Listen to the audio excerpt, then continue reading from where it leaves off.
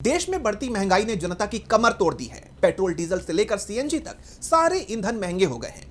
किस्तों में इनके दाम बढ़ाए जा रहे हैं। सरकार का कहना है कि पश्चिम एशिया संकट की वजह से दुनिया भर में तेल के दाम बढ़े हैं, जिससे भारतीय कंपनियों को नुकसान उठाना पड़ रहा था, इसलिए दाम बढ़ाना जरूरी था। लेकिन अब उसके दावे के पीछे का पूरा सच कांग्रेस ने सबके सामने लाकर रख दिया है, जिसके बाद मोदी सरकार बुरी तरह से घिर गई है। तो क्या है पूरा मामला, जानेंगे इस रिपोर्ट में। देश में पेट्रोल डीजल के बाद अब सीएनजी के दामों में भी चौथी बार बढ़ोतरी हो गई है। अब सीएनजी 2 रुपए महंगी हो गई, जिसके बाद दिल्ली में उसकी कीमत 81 रुपए 9 पैसे प्रति किलोग्राम से बढ़कर 83 रुपए 9 पैसे प्रति किलोग्राम हो गई है। पिछले 12 दिन में सीएनजी 6 रुपए महंगी हो गई है। जिस तरह किश्तों में दाम बढ़ाए जा रहे हैं, उसे लेकर मोदी सरकार लगातार विपक्ष के निशाने पर बनी हुई है, क्योंकि इसका सीधा असर लोगों की रोजमर्रा की जिंदगी पर पड़ रहा है।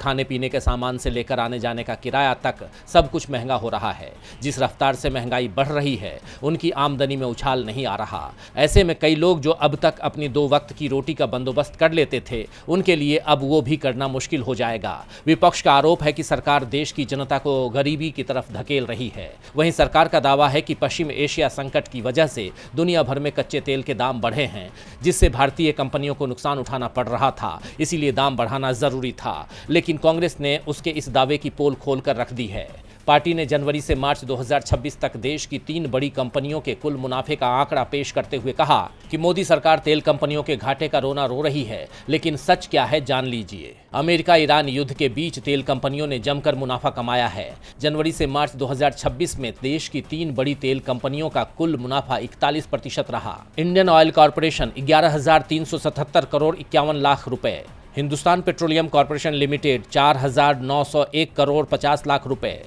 Bharat Petroleum Corporation Limited 3,191 crore रुपए, कुल मुनाफा 19,470 करोड़ रुपए। कांग्रेस ने आगे कहा कि मोदी सरकार चाहे तो आपको महंगाई से राहत दे सकती है, तेल के दाम घटा सकती है, लेकिन वो आज भी बड़ी बेशर्मी के साथ वैश्विक संकट का बहाना देकर तेल की कीमतें बढ़ा रही है। कांग्रेस यही नहीं रुकी, उसने आज कच्चे तेल की कीमतों की तुलना 2014 के रेट से करते हुए ये भी सवाल उठाया है कि जब कच्चा तेल सस्ता हुआ तो भी पेट्रोल और डीजल के दाम क्यों नहीं घटे।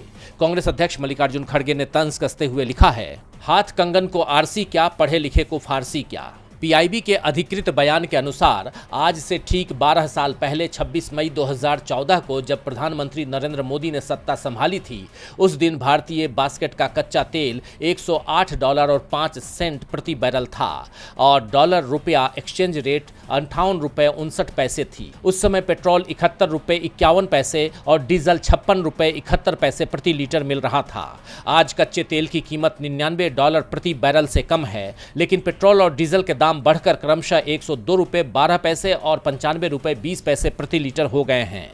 यानी कच्चा तेल सस्ता हुआ, लेकिन पेट्रोल करीब 42.8% और डीजल करीब 67.9% महंगा हो गया। सवाल सीधा है कि जब कच्चा तेल सस्ता हुआ तो पेट्रोल डीजल महंगा क्यों, जनता को राहत क्यों नहीं।